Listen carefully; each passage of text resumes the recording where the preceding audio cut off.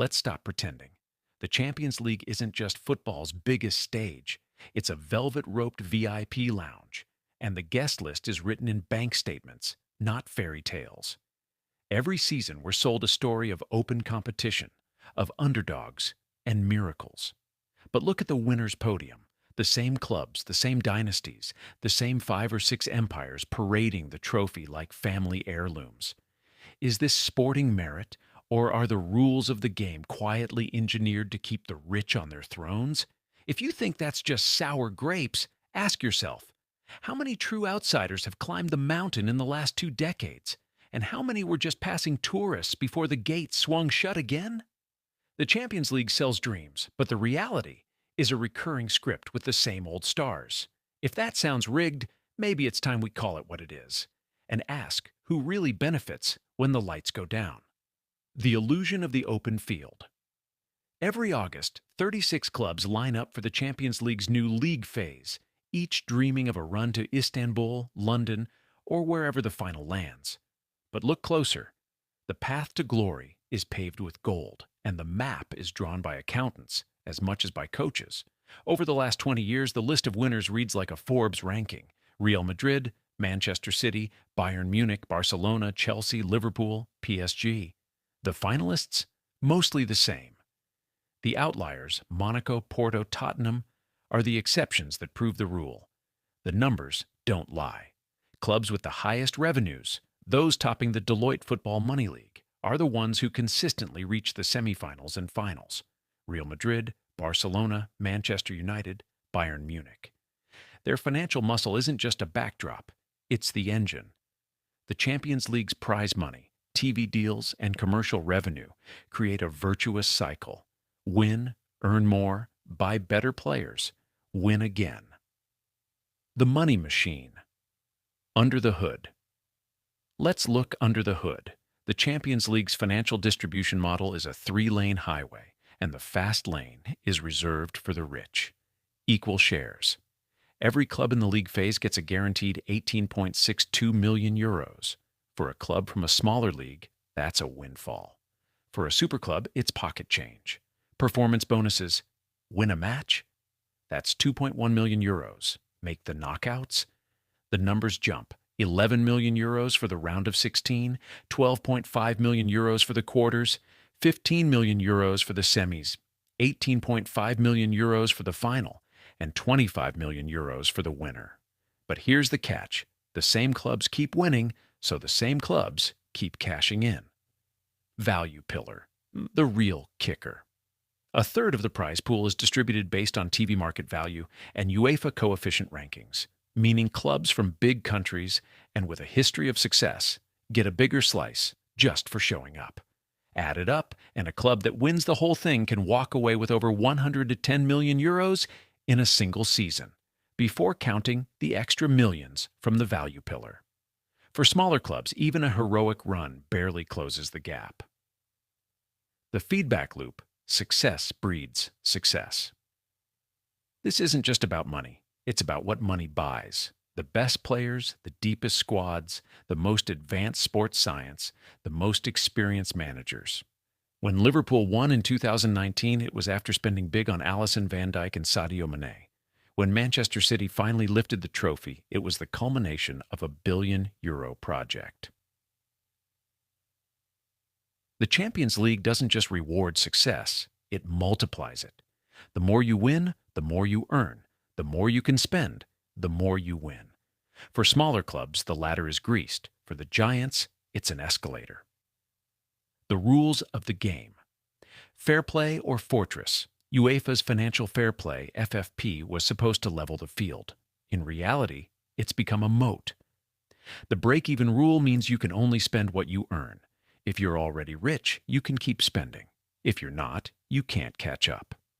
FFP has improved profitability, but it's also entrenched the dominance of the elite.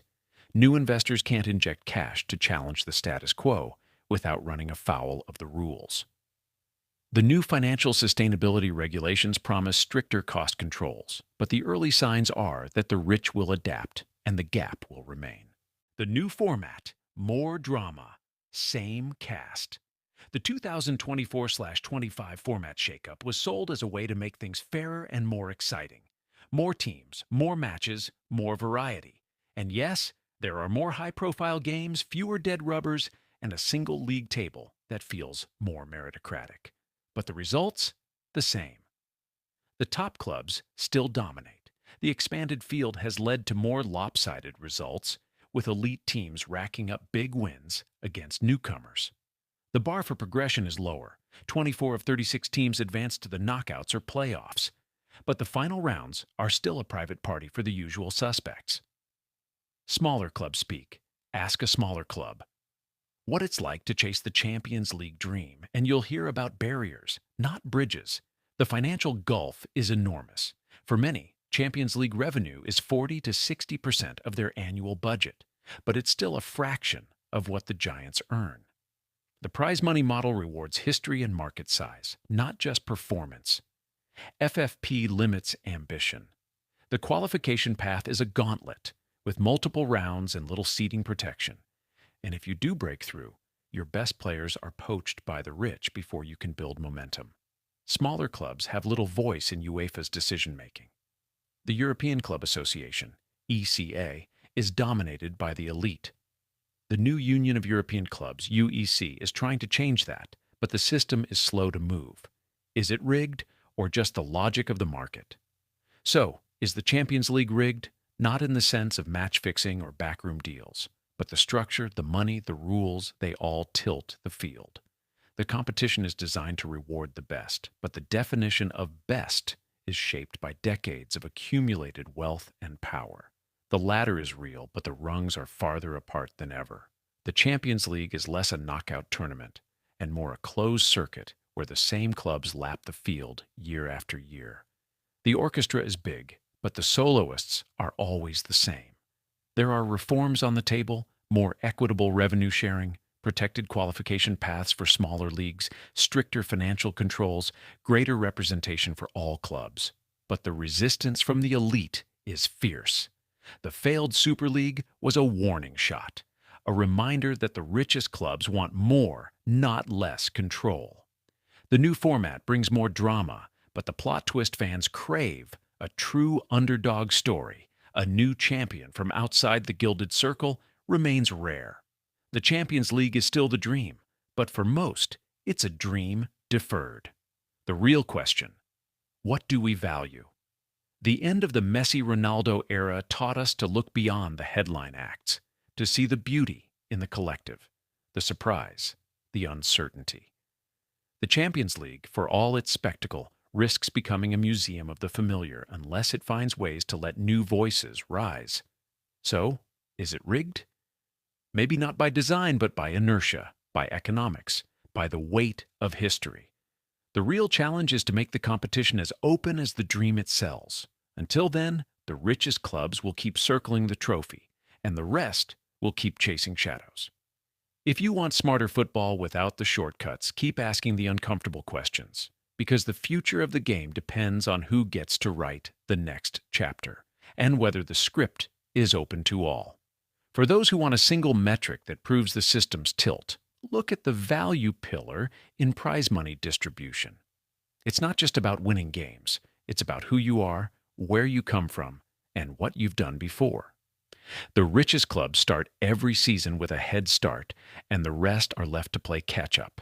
And for a name the era hid, try Shakhtar Donetsk. Year after year, they punch above their weight, develop talent, and play fearless football, only to see their best players sold and their ceiling set by forces beyond the pitch.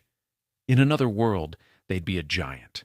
In this one, they're a reminder of what the Champions League could be if the doors were truly open. For more football without the shortcuts, subscribe and hit the bell. The orchestra years are here. Let's make sure everyone gets a seat.